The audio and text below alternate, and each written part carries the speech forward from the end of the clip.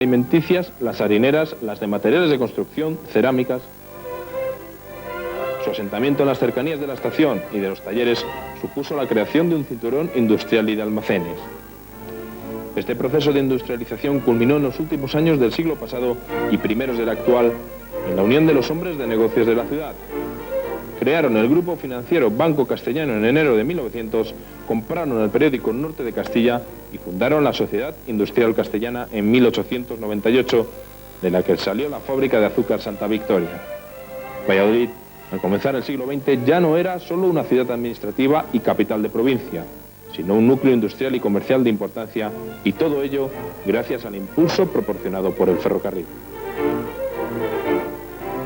El urbanismo de la ciudad se vio modificado a finales del siglo XIX con el tendido de la vía férrea, la construcción de la estación y el asentamiento de los talleres de reparación del ferrocarril. Valladolid experimentó un crecimiento en su población desconocida hasta ese momento, manifestándose en la ampliación del espacio habitado. El ferrocarril influye en el urbanismo vallisoletano de diferentes maneras. Por un lado, se convierte en polo de atracción para la población y para las fábricas en torno a las instalaciones ferroviarias, y por otro lado, como limitador del crecimiento de la ciudad, auténtica muralla moderna.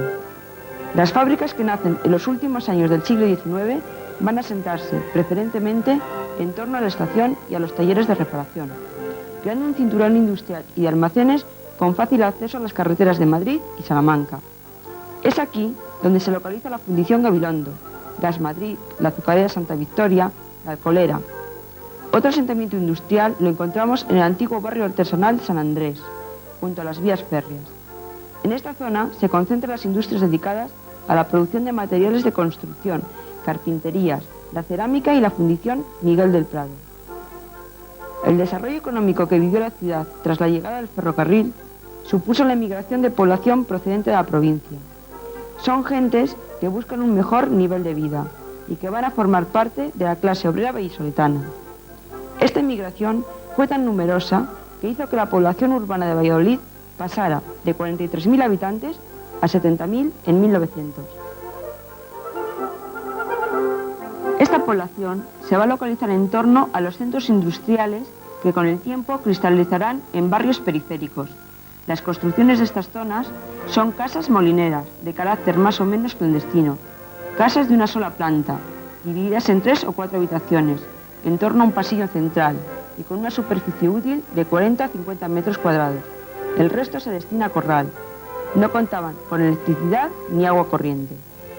En las últimas décadas del siglo pasado comienzan a edificarse zonas que hasta ese momento solo estaban ocupadas por huertas.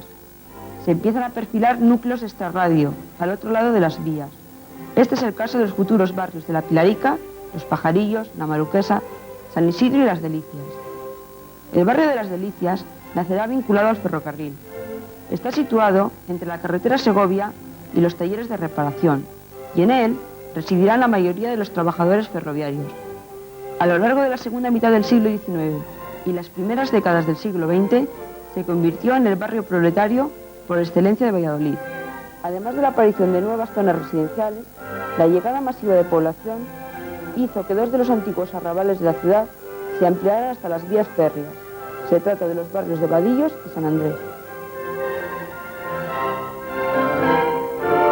La Compañía del Ferrocarril del Norte estableció en Valladolid una estación considerada de primera clase, que junto a la de Madrid eran las 2 únicas existentes. El terreno que ocupa la estación fue cedido por el Ayuntamiento a la compañía en 1856 y anteriormente perteneció al convento de los Padres Capuchinos. Con carácter provisional, se levantó la primera estación al final y frente al Paseo del Campo Grande. En este edificio se localizaban un estanco nacional, un pabellón con las oficinas centrales de reclamaciones, explotación, economato y dirección, almacén general del economato, depósito de máquinas y trenes, talleres de montaje, construcción y reparación de maquinaria, fraguas, plataformas y cambios de vía. El edificio destinado a estación al servicio de los pasajeros constaba de una galería de una sola planta. En ella había 3 salas de espera, una de equipajes, el despacho de billetes, telégrafo, despacho del jefe de estación y un café-restaurante. La estación definitiva se construyó en el mismo lugar donde estuvo la provisional. El proyecto de la nueva estación pertenece al año 1890 y es obra del arquitecto de la Compañía del Norte, don Salvador de Argamat. El actual edificio fue construido entre los años 1891 y 1895. Su coste ascendió a 591.575 pesetas. El edificio mide 113 metros de longitud por 10 de ancho y altura en la parte más alta del edificio. Los materiales usados para su construcción son la piedra, el ladrillo prensado y sencillo, la madera y el hierro. La fachada del edificio está formada por un cuerpo central en piedra más alto y saliente que el resto de la edificación. Está formado por 8 pilastras pareadas que dan lugar a 3 arcos de medio punto, los cuales originan las 3 puertas de acceso al edificio. La parte superior de este cuerpo central se corona con la escultura del escudo de armas de la ciudad de Valladolid y a sus lados las esculturas de la industria y la agricultura. Todas estas obras escultóricas fueron realizadas por don Ángel Díaz Sánchez, profesor de escultura de la Escuela de Bellas Artes de esta ciudad. A lo largo de la cornisa encontramos una inscripción esculpida en piedra que dice: Estación del Norte 1891 y 1895. El interior de la estación se compone de un amplio vestíbulo con decoración pictórica en sus techos, salas de espera clasificadas en 3 categorías, dependencias para equipajes, venta de billetes, oficinas de la estación del telégrafo y de vigilancia. En el segundo piso se hallan las habitaciones del jefe de estación, del subjefe y del inspector. Los primeros andenes están cubiertos por una magnífica marquesina de hierro, característica de la arquitectura del hierro de finales del siglo pasado y de la que encontramos más ejemplos en nuestra ciudad, como es el Mercado del Val. Delante de esta fachada se construyó una plaza con jardines y cerrada con una verja de hierro en el año 1900.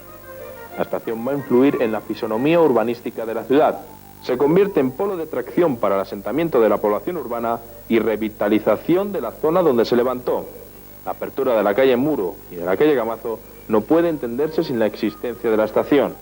Con estas calles se intenta unir el centro de Valladolid con el nuevo Valladolid que se estaba creando en esos momentos al otro lado de las vías. Al lado de la estación se van a crear otras 2 nuevas calles, la calle de la estación y la del ferrocarril, donde se construyen las primeras viviendas de los trabajadores del carril.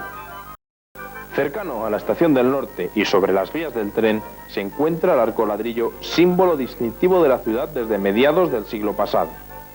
La causa de su construcción no está clara, y hay 2 versiones sobre el hecho.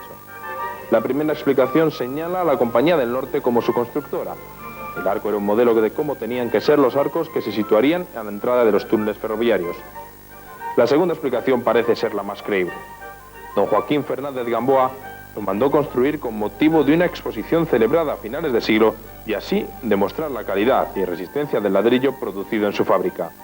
La arquitectura del ladrillo frente a la del hierro.